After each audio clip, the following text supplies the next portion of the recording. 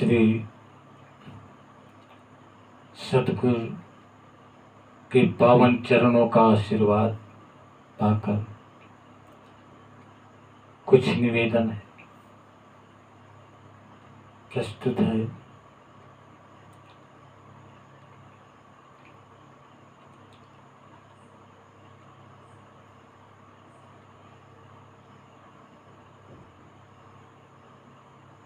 मानव जीवन पाकर के मनुष्य यदि वैराग्य नहीं हासिल करता है तो उसका जीवन व्यर्थ में चला जाएगा।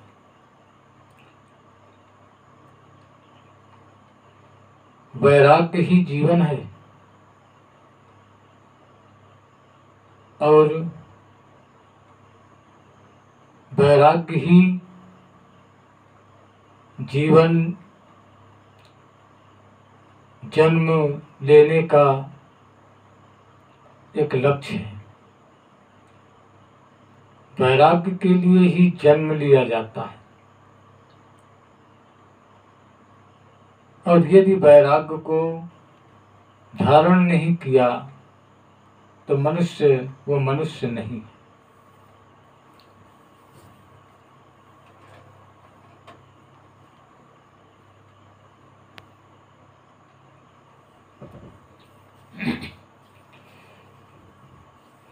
क्योंकि ये राग से ही तो मानव जन्म मिला, जो कि सुख और दुख के घेरे से बंधा हुआ है। एक पहलू में सुख है तो दूसरे पहलू में दुख है और एक ही पहलू से दूसरे पहलू तक मनुष्य जाता है और फिर वापस आता है। ये राग का कारण है। जन्म लेता है, मरता है और फिर जन्म लेता है। जन्म मृत्यु जन्म मृत्यु जन्म मृत्यु के बीच ही ये जीव भटकता रहता है। यही राग का कारण है। जो वैराग को प्राप्त करता है वही इस दुख और सुख के संकट से मुक्ति पाता है। इसलिए महापुरुषों ने कहा कि वैराग्य ही जीवन है। जीवन तो सबको कहते हैं, चाहे राग हो, चाहे वैराग हो, चाहे सुख हो, चाहे दुख हो, चाहे जैसी भी स्थिति हो, जीता है तो जीवन है।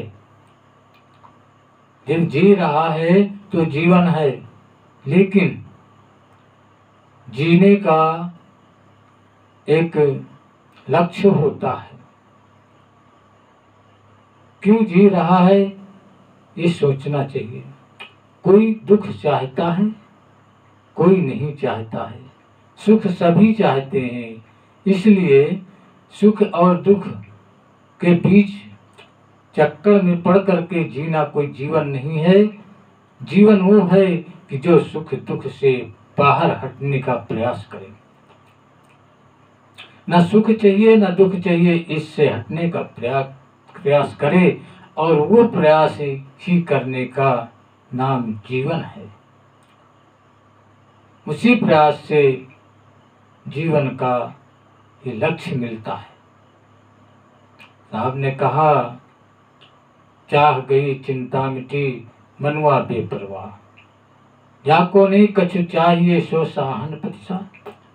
चाह गई चिंता मिटी, जिसके अंदर की चाहत चली जाए, चिंताएं उसकी समाप्त हो जाए और वो बेपरवाह हो जाए। मनुष्य किसी चीज की परवाह न करे, परवाह हो जाए, बेपरवाह हो जाए तो उसको क्या कहना है? वही तो सुख दुख से परे हो गया, वही साहनपति साहों का राजा है।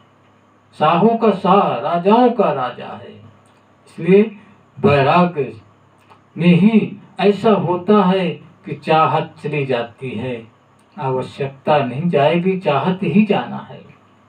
आवश्यकताएं तो ये स्वाभाविक हैं, स्वभाव किसी का मिट नहीं सकता है। जल का स्वभाव शीतलता है तो कितना भी गर्म कर दे, लेकिन वो अंत में अपने ही स्वभाव में आ जाएगा, शीतलपन में। स्वभाव नहीं मिटता है। मिट्टी का कठोर स्वभाव है, कितना भी गीला कर दे लेकिन फिर भी वो सूखी हो जाएगी, कठोर हो जाएगी। इसलिए आवश्यकता तो स्वाभाविक है, आवश्यकता वैराग में नहीं आती है। इच्छाएं स्वाभाविक नहीं है, इच्छाएं भाविक हैं और भाव परिवर्तनशील होता है। इसलिए इच्छाओं का जो त्याग करता है वही वैराग को प्राप्त होता है। वैराग 3 जगहों से वैराग की प्राप्ति होती है। जब 3 स्थानों पर मनुष्य संभल जाता है तो वैराग होता है। तन मन धन ये 3 ऐसे स्थान हैं, इन तीनों का जो वैराग करता है वही वैरागी होता है। तन का वैरागी, तन यानी शरीर, शरीर के प्रति इतना बड़ा इच्छित ना हो। शरीर को क्या चाहिए, वो आवश्यक वस्तुओं तक ही निर्मित रहे। भोजन चाहिए, पानी चाहिए, ये शरीर के लिए आवश्यक है। शरीर की सुरक्षा के लिए जो आवश्यक चीजें हैं बस वही तक सीमित रहे, और उससे आगे इच्छित पर जाए, इच्छाओं पर जाए तो वो फिर वैराग से हट जाता है और राग में आ जाता है। भोजन से, पानी से शरीर, तेल से शरीर सुरक्षित रहेगा।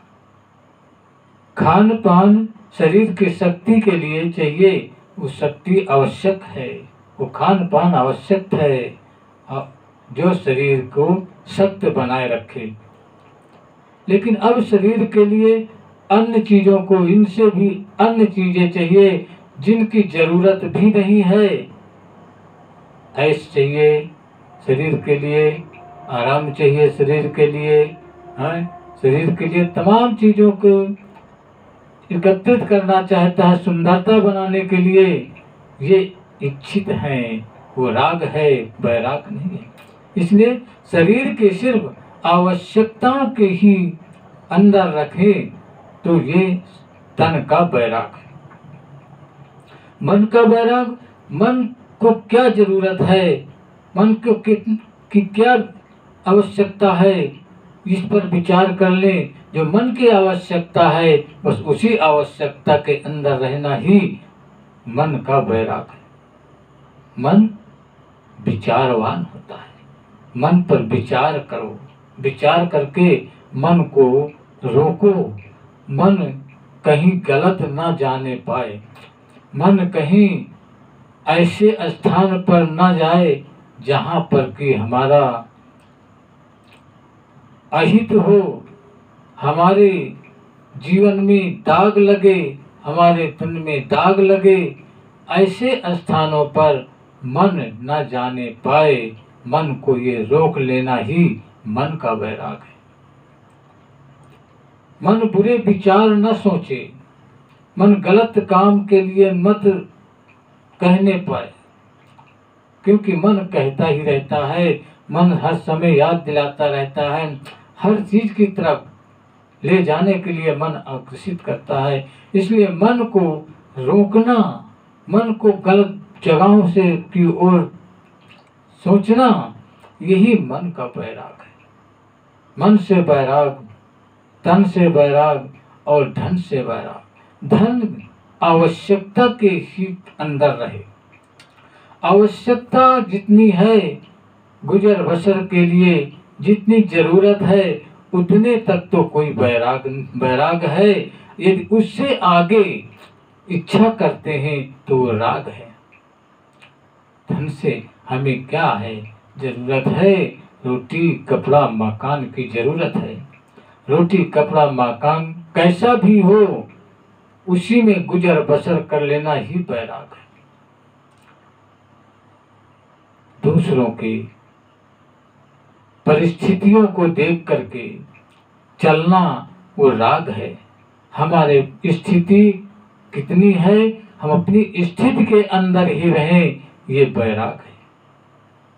हमारी स्थिति कम है और हम दूसरे की बड़ी स्थिति को देख करके उसके बराबर पर पहुंचना चाहते हैं, तो उस पर पहुंचने के लिए हमें क्या करना होगा?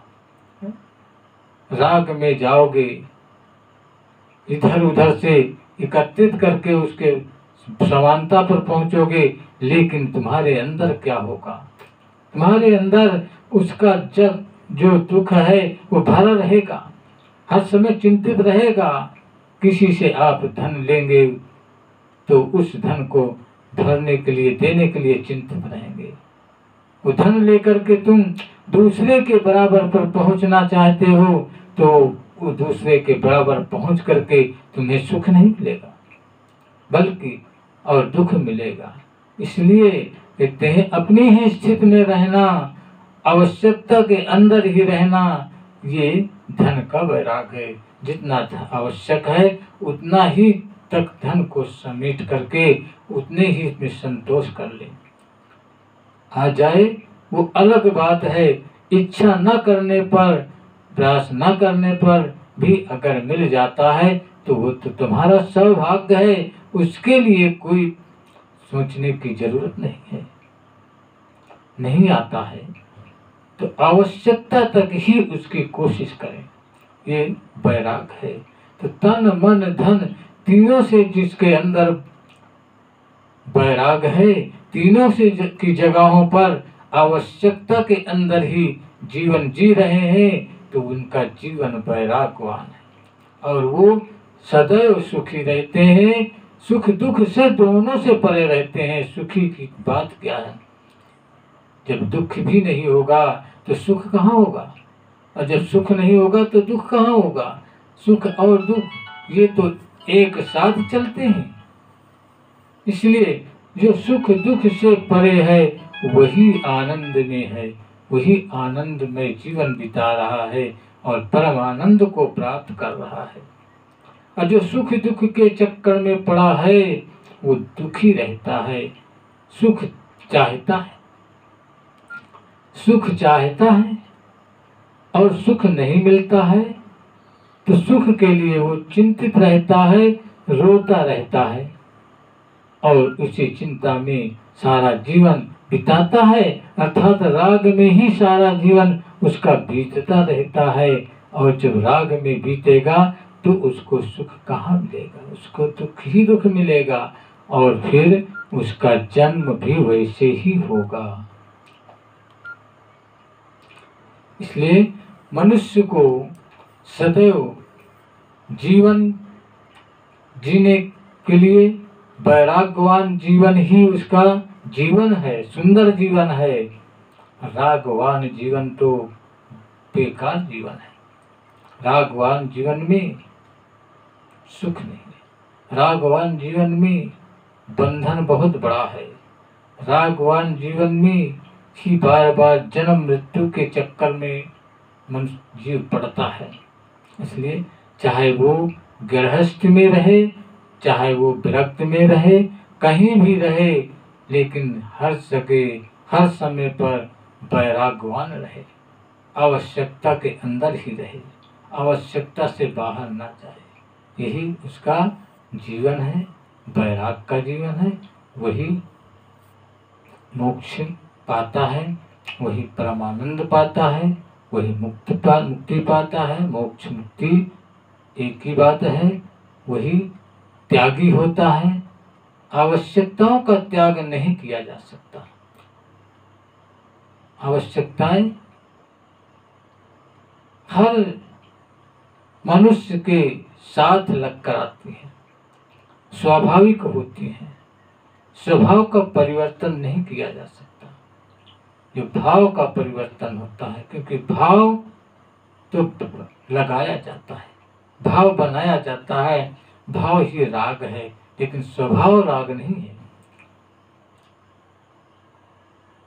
नमक का स्वभाव नमकीनापन है, उसका नमकीनापन नहीं मिट सकता है। अगर नमकीनापन मिट जाए तो नमक नहीं होगा। इसी तरह हर चीज का, आग का स्वभाव जलाना है, गरम है, उसका स्वभाव यही रहेगा, वो बदल नहीं सकता है। चाहे जितना उसको शीतल किया जाए, लेकिन शीतल नहीं होगी। आग रहेगी तो गर्म रहेगी, जले जले जलाएगी, किसी चीज को पा जाएगी तो जला देगी। हवा का स्वभाव है बहना, तो हवा बहेगी, हवा डोलती रहेगी। इसलिए सबका स्वभाव जो है वो स्वभाव परिवर्तित नहीं होता है। तो मनुष्य का स्वभाव क्या है? मनुष्य अपने स्वभाव से अगर परिवर्तित होता है तो वो भाव में जाता है। मनुष्य का स्वभाव है विवेक, विचार करना और हर समय आवश्यकताओं के ही अंदर रहना। यही मानव का स्वभाव है। और आवश्यकताओं से बाहर भगता है तो वो भाव में चला जाता है। इसलिए जो मानव अपनी आवश्यकताओं के अंदर ही रहकर अपने जीवन का यापन करता है और उस जीवन यापन में आवश्यकताओं की पूर्ति के लिए भी गलत कर्मों का उपयोग नहीं करता है, अधर्म का उपयोग नहीं करता है, धर्म के अंदर ही रहता है, वही उसी का जीवन वैराग्यवान है। बाकी चाहे विरक्त हो या रक्त में हो, साधु हो, कोई भी हो, अगर वो इच्छाओं की तरफ भग रहा है तो उसका जीवन वैराग्यवान नहीं है, वो रागी है। इन्हीं शब्दों के साथ अपनी वाणी को विराम करता हूँ। साहेब बंदगी, साहेब बंदगी, सतगुरु साहेब, सतगुरु साहेब।